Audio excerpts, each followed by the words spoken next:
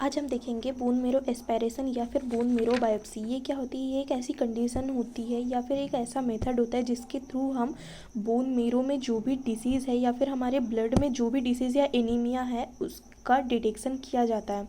इस कंडीशन को हम कुछ मेथड्स होते हैं उनके द्वारा क्लासीफाई करते हैं, जैसे कि हमारे कुछ प्रिपरेशंस होती है, जैसे हमारा FNAC बायोप्सी हो गया, माइक्रो ट्रोफाइन बायोप्सी हो गया एंड सर्जिकल बायोप्सी हो गया। इसमें हम देखेंगे कि कौन कौन सा कलेक्शन साइट्स होती है बोन मेरो की जहाँ से हम कलेक्ट कर सकते हैं। इसमें हो गया इलियक क्रेस्ट, वो इलियक क्रेस्ट से हम कलेक्ट कर सकते हैं, स्टर्नम से कलेक्ट कर सकते हैं एंड इलियक स्पाइन से भी हम कलेक्ट कर सकते हैं।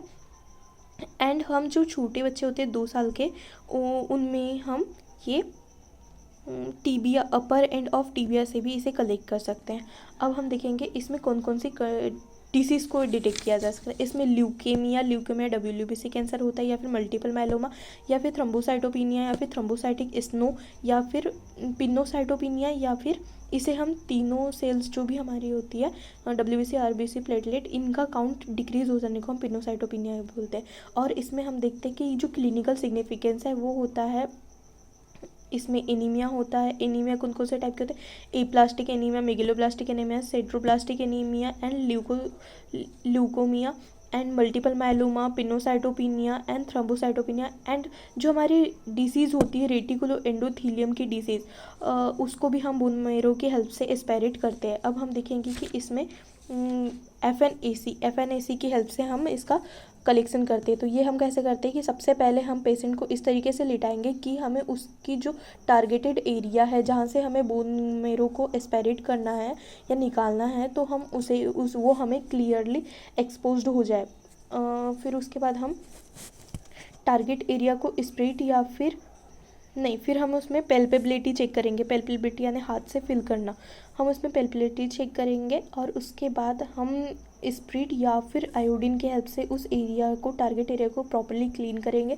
फिर हम फिक्स करेंगे एरिया को। उसके बाद हम उसमें स्टाइलेट लगे हुए, स्टाइलेट होता है कि रॉड होता है लोहे का या फिर किसी मेटल का, स्टाइलेट लगी हुई नीडल को प्रिक करते हैं, उसकी हेल्प से प्रिक करते हैं। और फिर जब हमारा नीडल टारगेटेड ऑर्गन तक पहुंच जाता है, जब हम इस टाइलेट को रिमूव कर लेते हैं और उसके बाद फिक्स फ्रोज़न हैंडल की हेल्प से हम सिरिंज को नीडल से अटैच करते हैं यानी फिक्स करते हैं। उसके बाद हम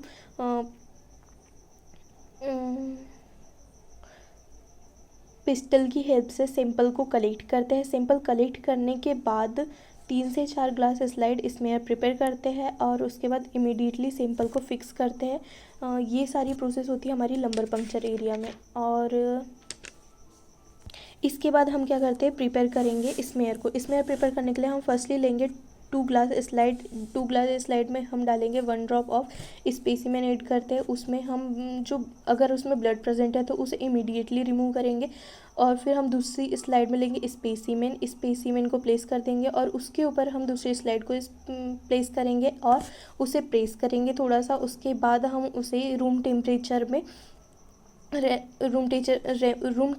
उसे रख देंगे। उसके बाद हमारा स्लाइड प्रिपेयर हो गई है और फिर हम मेथेनॉल की हेल्प से 3 से 4 मिनट के लिए फिक्स कर देते हैं और लेसमैन स्टेन या फिर राइट स्टेन की हेल्प से हम स्टेन करते हैं। और जो हमारा हमारा लेसमैन स्टेन है उसकी प्रोसीजर में हम जो हमारा स्पेसिमेन है उसको स्टेनिंग रेक में रख देंगे। उसके बाद हम उसमें स्टेन सोल्यूशन ए को 10 से 15 ड्रॉप स्मेयर के ऊपर डालते हैं और फिर 1 मिनट के लिए वेट करते हैं। फिर हम दूसरी बार और हम यानी ये वाली प्रोसेस को रिपीट करेंगे। सोल्यूशन बी, बफर वाला सोल्यूशन में हम 10 से 15 ड्रॉप ऐड करेंगे स्मेयर में और फिर हम इसे 10 मिनट के लिए वेट करते हैं इसका, और 10 मिनट के लिए और वेट करेंगे। उसके बाद हम इसमें इसे ड्राई करेंगे एंड फिर इसे 10 मिनट बाद हम इसे वॉश करेंगे डिस्टिल वाटर या फिर टेप वाटर से। उसके बाद हम इसमें यानी एग्जामिन करेंगे हम माइक्रोस्कोप की हेल्प से। अब हम देखेंगे इसका ऑब्जर्वेशन में सेल अपेयर हुई तो डार्क ब्लू कलर दिखेगा, अगर फेड सेल अपेयर हुई तो राउंड वैक्यूल्स दिखेंगे। नॉर्मली यानी जो मेरो सेल्स प्रेजेंट होती है, बोन मेरो सेल, वो 60 प्रेजेंट होती है, और जो 40% प्रेजेंट होती है वो हमारी फेट सेल प्रेजेंट होती है। इसे हम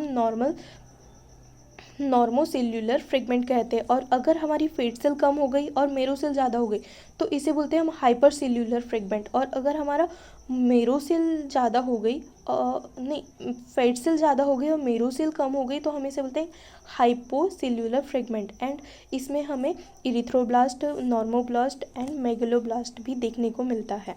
थैंक यू।